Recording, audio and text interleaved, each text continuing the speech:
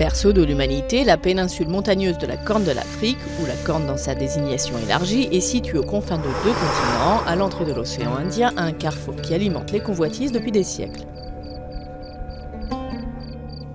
Terre de trafic, d'écrivains voyageurs, la région où cohabitent un État bimillénaire et des pays issus de la colonisation, islam et chrétienté, agriculteurs sédentaires et éleveurs nomades, voit son intérêt décuplé au XIXe siècle à la construction du canal de Suez.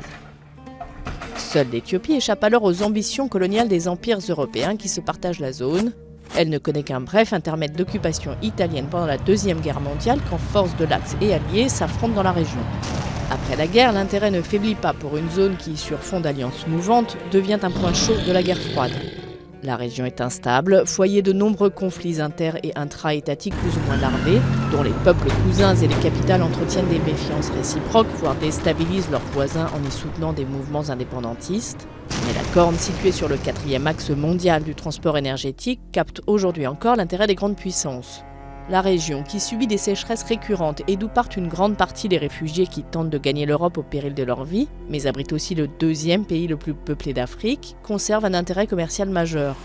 Entre Djibouti et l'Éthiopie, ou au Somaliland autoproclamé indépendant, se développent des infrastructures majeures de transport largement financées par la Chine. Mais l'intérêt est désormais largement aussi lié à la lutte contre le terrorisme et la piraterie dans une zone où les États sont parfois défaillants et les infiltrations de réseaux terroristes croissants. Les Français, les Américains, mais aussi les Japonais et bientôt les Chinois ont une présence militaire à Djibouti pour lutter contre la piraterie ou frapper des positions islamistes Shebab en Somalie. Les pays du Golfe, engagés dans une coalition contre les rebelles au Yémen, y cherchent aussi des appuis, auprès notamment de la très fermée Érythrée.